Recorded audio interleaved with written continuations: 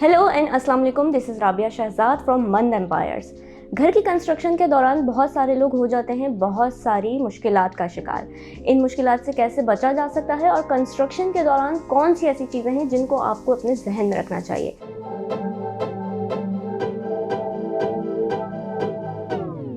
हमारे साथ मौजूद है मंद एम्पायर्स के director of construction Fahd Khalid. अस्सलाम वालेकुम फ़हद, कैसे हैं आप? वालेकुम सलाम जी, अल्लाह का शुक्र, आप बताएं। मैं बिल्कुल ठीक। अच्छा फ़हद, सबसे पहले मैं आपसे ये सवाल करना चाहूँगी कि अमूमन लोग कंस्ट्रक्शन करवाते हैं तो अपनी रहाइश के लिए करवाते हैं, लेकिन क्या कंस्ट्रक्शन को एज अ बिज़नेस भी स्टार्ट किया जा सकता है इन्वेस्टमेंट पर्पज़ के लिए? जी बिल्कुल, इसको एज ए बिज़नेस स्टार्ट किया जा सकता है। इवन अभी जो हमारे मुल्क में जो सिचुएशन अभी जो अराइज हुई हुई है, जो इकोनॉमिक सिचुएशन बनी हुई है, इस पूरे टेन्योर में जो है अभी कंस्ट्रक्शन करना ज़्यादा फीजिबल है एज ए इन्वेस्टमेंट, ना कि आप किसी डेड जगह पे जाके इन्वेस्टमेंट करें। और उसमें फिर ये है कि आपकी मार्केट फ्लेक्सिबल है, जिन जगहों पे इन्वेस्टमेंट की जाती है।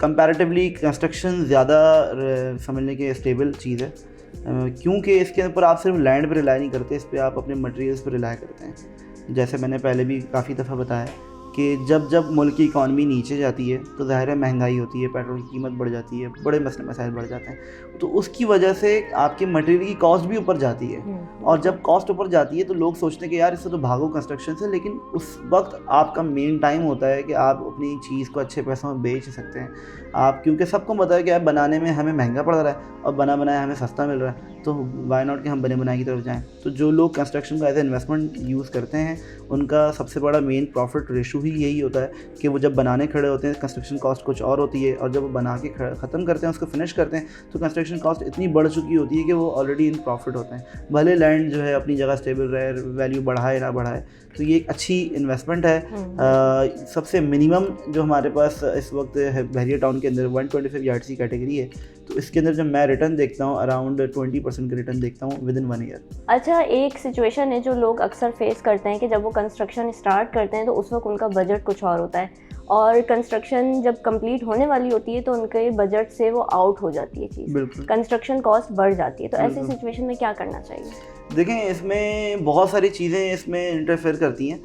सिर्फ एक चीज़ की वजह से ऐसा नहीं होता। यूजुअली काफ़ी दफ़ा ऐसा हुआ है कि लोगों ने कंस्ट्रक्शन स्टार्ट की और सोचा कि हम 8-9 महीने में बना के इसको फिनिश कर देंगे, लेकिन वो बात चले गई 1.5 साल में, 2 साल में। उसमें कभी क्लाइंट की गलती होती है, कभी कॉन्ट्रैक्ट की गलती होती है, बट ये एक सेपरेट केस है। जो बंदा अपने टाइमली पेमेंट कर रहा है और कॉन्ट्रैक्ट भी टाइमली बना रहा है, उसके बावजूद ये मसला हो जाए, जैसे हमने पिछले साल में देखा है कि ये मसले आए हैं लोगों को, तो उससे हमें ये सबक मिलता है कि हमें अपनी जो ख़ास, मिसाल के तौर पर मैं टाइल की बात करता हूँ, या हमारी कुछ ऐसे इलेक्ट्रॉनिक अप्लायंसेज है जिसको हम पहले प्रोक्यूरमेंट कर लें उसकी, और इसके अलावा या तो एटलीस्ट उसकी बुकिंग कर लें।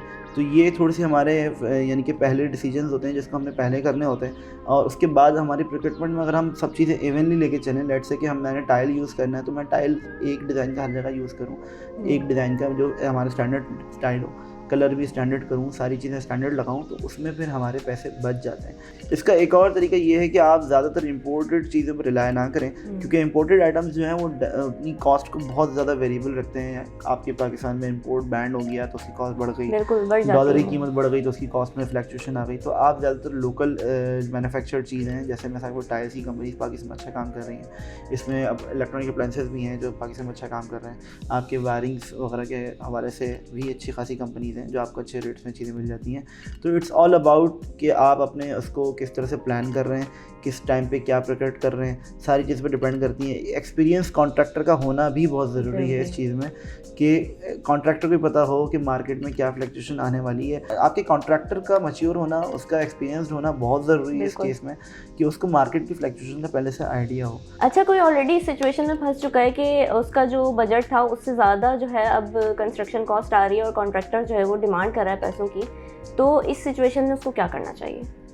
देखें, इस सिचुएशन में कंस्ट्रक्शन की कॉस्ट बढ़ चुकी है और आपने पैसे कम ब्लॉक किए थे, इस सिचुएशन में कस्टमर अपने आप को खुद फंसाता है। ठीक है, 2 चीज़ें होती हैं, या तो इन्फ्लेशन हो गई है, या तो महंगाई हो गई है, या आपको इन्फ्लेशन हिट दी जा रही है।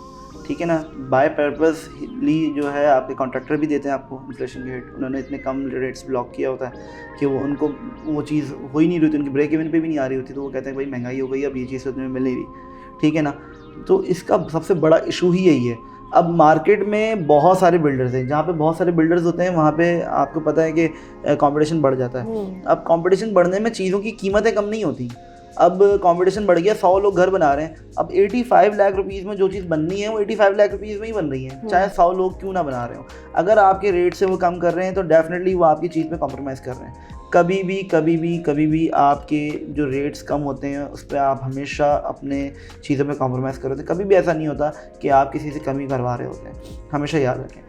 अब इसमें सबसे बड़ा मसला ये, मिसाल के तौर पे 125 की जो 80, 85, 90 तक की एक फिजिबल अमाउंट है, इसमें घर बन के मिल जाता है अच्छी कैटेगरी का, ठीक है।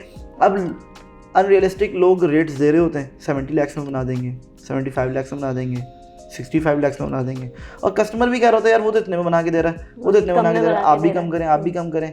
अब इसमें दो सिचुएशन अराइज होती हैं, या तो कस्टमर कम वाले के साथ चला जाता है, या तो जो सही बना रहा था उसको इतना कम करा देता है कि वो बाद में बोलता है भाई और पैसे दो। तो कभी भी ऐसा ना करें, अनरियलिस्टिक अप्रोच पे ना जाएं। ये चीज़ें खुद मैंने भी फेस की हैं। जब मैं इनिशियल अपनी पढ़ाई कर रहा था, स्कूल लाइफ में था, तो मैं अपने घर बनवा रहा था, उस टाइम पे मेरे साथ खुद ऐसा हुआ है। और जब मैं इस फील्ड में आया तब मुझे पता चला कि ऐसा बहुत लोगों के साथ होता है। ठीक है, तो कभी भी आप उस रेट्स को फॉलो ना करें जो अनरियलिस्टिक हैं, जिसमें आप खुद नहीं बना सकते खड़े होके, और वो रेट्स आप कॉन्ट्रैक्टर दे रहे तो वो आपको पागल ही बना रहा है, ठीक है ना, और आप पागल बन भी रहे हैं। तो बेहतर ये है कि आप डिसेंट रेट्स पे आप लॉक करें जो सेंसिबल रेट्स हों, और उस पर आपको इंशाल्लाह इन्फ्लेशन हिट इतनी ज़्यादा नहीं पड़ेगी। कौन सी चीज़ की ऊपर नीचे वैल्यू हो रही है, किस चीज़ की रेट्स में ऊपर नीचे हो रहा है, तो वो कॉन्ट्रैक्टर को पहले से पता होता है कि भाई इस चीज़ की रेट्स बढ़ने लग गए हैं, तो इसको पहले प्रोक्योरमेंट कर लो। अभी इसी तरह से हमारे पैसे की वेला बनने के लिए आया था, तो उसमें कुछ इंपोर्टेड एसेसरीज लगी हुई थी, इलेक्ट्रॉनिक्स आइटम्स लगे हुए थे। तो मेरी अपने जो टीम है बेसिकली उनसे यही बात हो रही थी कि इलेक्ट्रॉनिक आइटम्स जो कि इंपोर्टेड आइटम्स हैं, इलेक्ट्रॉनिक अप्लाइंसेस थी, तो इसको पहले प्रोक्योर करके रख लिया जाए कहीं पे, क्योंकि ये जो है ना, ये इसकी वैल्यू डेफिनेटली बढ़नी है, क्योंकि डॉलर इतना फ्लेक्सिबल है। अभी हमने क्लाइंट से बात कर ली, नहीं भाई ये 3 लाख की चीज़ मिल रही है, वो 6 महीने बाद वो 3 से वो 6 भी हो सकती है, 3 से वो 9 भी हो सकती है। तो इस तरह की थोड़ी सी अपनी स्ट्रैटेजी होती है जिसका हमने फोकस करना होता है। उसके बाद आपका मेन चीज़ ये है कि आपका कॉन्ट्रैक्टर कैसा है और आपने लॉक किन पैसों में किया। ठीक है। अच्छा, बहुत सारे लोग हमसे सवाल करते हैं कि बहरिया टाउन कराची में शहर के मुकाबले में कंस्ट्रक्शन कॉस्ट ज़्यादा है, तो इसके कुछ रीजंस हैं, वो आप थोड़ा सा डिफाइन करें। देखें, इसके रीजंस बिल्कुल हैं, और एक नहीं मल्टीपल रीजंस हैं। बहरिया टाउन में और कराची की कंस्ट्रक्शन में बड़ा फ़र्क है। अगर मैं मिसाल दूं कि वहाँ पे कंस्ट्रक्शन होती है तो उसका कोई सिस्टम नहीं होता, सिस्टमेटिक कंस्ट्रक्शन नहीं होती। कोई एक ठेकेदार पकड़ा मोहल्ले से कि भाई चलो मेरा ये घर है, ये नक्शा कॉपी पे बना हुआ है और इसको ज़रा बना दो। उसके बाद SBCA वाले आते हैं, भाई आपने नक्शा तो पास करवाया नहीं है, ये आपके पास है नहीं, तो वो कहते हैं ठीक है भाई 20-30 हज़ार रुपये देके काम चल जाता। तो ये तरीक़ेकार कराची में ये प्रैक्टिसेस चलती हैं। अब बहरिया टाउन में क्या है कि आपने प्रॉपर तरीके से चलना है। आपके पहले उसकी सॉइल टेस्ट होती है, फिर उसकी ड्राइंग, सारी चीज़ें जाती हैं। यहाँ पर प्रॉपर MEP की डायग्राम्स बन रही हैं, सारी चीज़ें बन रही हैं। उसके बाद बहरिया टाउन की जो यानी कि समझ लें कि जितने भी आर्किटेक्ट्स हैं, जो इनकी मैनेजमेंट है, वो कॉन्ट्रैक्टर को और जो भी बिल्डर है उसको बॉन्ड करती है कि आप इस क्वालिटी में बनाओ। अब सिलसिला ये है कि बहरिया टाउन आपसे कुछ पैसे भी इसके एवज में चार्ज कर रहा होता है एज ए फ़ी, क्योंकि आपकी कंस्ट्रक्शन के हर स्टेजेस पे वो अपने इंजीनियर्स को भेजता है और उसको वेरीफाई करता है कि आपकी वो चीज़ें सही हुई हैं। इतनी मोटी बुक बन के मिलती है कंस्ट्रक्शन से पहले, जिसको आपने फॉलो करके बनाना होता है, ठीक है। उसके अलावा साइट पे सुपरवाइज़र खड़ा होता है, इंजीनियर खड़ा होता है, आर्किटेक्ट खड़ा होता है आपकी साइट पे, बाकायदा उसके विजिट्स होते हैं, उसके सिग्नेचर्स होते हैं। तो ईच एंड एवरीथिंग स्टैंडर्डाइज हो रही होती है कि स्टैंडर्ड को फॉलो करके बन रहा होता है। ब्रांड्स उन्होंने बताए हैं कि भाई बहरिया टाउन वालों ने अप्रूव किया कि ये ब्रांड्स जो हैं अप्रूव्ड हैं, इनकी क्वालिटी बेहतर है, आप यही लगा सकते हैं, इसके अलावा लगा नहीं सकते। तो जब हम स्टैंडर्ड को मीट करने जाते हैं तो ज़ाहिर है कोई ना कोई कॉस्ट में फ़र्क आता है। बिल्कुल। अच्छा, आखिर में आपसे मैं सवाल करना चाहूँगी कि इस वक्त अगर कोई अपने घर की कंस्ट्रक्शन करवा रहा है तो कौन सी ऐसी बातें हैं या कौन से ऐसे अहम पॉइंट्स हैं जो लोगों को अक्सर नहीं पता होते, उनको इस वक्त अपने दिमाग में रखने चाहिए? 2 तरह से लोग घर बनवाते हैं। एक लोग जो है स्लोली थोड़ा पैसा करके इंजेक्ट कर रहे होते हैं, घर बना रहे होते हैं, उनका कोई ज़रिया होता है, कोई आमदनी होती है, उसके ज़रिए वो बना रहे होते हैं। कोई एक वो कैटेगरी होती है जिसके पास पूरा का पूरा पैसा रखा हुआ है, अब मैंने घर बनाना है। तो देखें, कोशिश करें कि घर जितने से जितने कम टाइम में बन सकता है, जितने से जितना कम टाइम आपका वेस्ट हो घर कंस्ट्रक्शन के दरमियान में, आप उसको कम से कम वेस्ट करें। ऐसा ना करें कि 3 महीने आपने बनाया, 3 महीने के बाद आपने उसको होल्ड कर दिया। टाइम वेस्ट ना करें, क्योंकि मार्केट ने आपके लिए रुकना नहीं है, उसकी प्राइस रेंज बढ़ती रहेगी चीज़ों की। एंड में आप फिर इन्फ्लेशन की उसमें फंस जाएंगे, आप बोलेंगे कि जिस प्राइस में मैंने लॉक किया था वो चीज़ उतने की मिल नहीं रही। दूसरी चीज़ ये कि आप ब्रांड कॉन्शियस ना हो। मिसाल के तौर पे आपने कोई सैनिटरी लगानी है, एक सैनिटरी पे अब आप चाहते हैं कि मैं मास्टर की लगाऊं, मैं उसकी लगाऊं, मैं इसकी लगाऊं, अब उसमें आपका जो प्राइस ब्रैकेट है लेट्स से वो आपको उसकी सी कैटेगरी की इजाज़त दे रहा है। एक टाइल की बात करते हैं, अगर आपने 2500 रुपये मीटर के टाइल लगा रहे हैं तो एक शब्बी टाइल की कोई अच्छी कंपनी उसके सी कैटेगरी टाइल आपको उतने में मिल रहा है। तो बेहतर ये कि आप मिडिल क्लास ब्रांड पे जाएं और उसका ए कैटेगरी टाइल लगाएं, उसकी फिनिशिंग भी अच्छी होगी, उसकी सारी चीज़ें अच्छी होंगी। इसके अलावा अनरियलिस्टिक अप्रोच पे ना जाएं। यहाँ पे बहुत सारे कॉन्ट्रैक्टर्स हैं जो कि अनरियलिस्टिक रेट्स देते हैं जिस पर चीज़ बन ही नहीं सकती। लेट्स से कि अभी एक ऑन एन एवरेज जो कंस्ट्रक्शन कॉस्ट है 125 की वो 85 लाख रुपीज़ है, 85 to 90 lakh rupees depending on construction क्या मटेरियल लगा रहे हैं। तो इसमें लोगों की ये सोच होती है कि मुझे तो 75 लाख में मिल रहा है, मुझे तो 70 लाख में मिल रहा है, तो लोग बोलते हैं चलो मैं उतने में बनाऊँगा। अब मसला ये है कि वो रियलिस्टिक बात ही नहीं है, ठीक है ना। आप उसकी तरफ चले जाते हैं, उससे आप कॉन्ट्रैक्ट कर लेते हैं, बाद में वो बोलता है भाई आपने तो जो चीज़ें डन की थी वो इतने की हैं ही नहीं। तो भाई आप कभी भी अनरियलिस्टिक रेट्स को आप कभी भी ना उसको फोकस करें, क्योंकि जब आप पैसों में कॉम्प्रोमाइज़ करेंगे आप अपनी चीज़ों में कॉम्प्रोमाइज़ करेंगे। ठीक है, thank you so very much Fahad, आपने अपना टाइम दिया और इतनी ज़बरदस्त इन्फॉर्मेशन हमारी ऑडियंस को दी। Thank you so much. Hopefully आज की वीडियो से आपको बहुत सारे सवालों के जवाब मिल चुके होंगे। मज़ीद इस तरह की इन्फॉर्मेटिव वीडियोस देखने के लिए मंद एम्पायर्स के यूट्यूब चैनल को सब्सक्राइब कीजिए।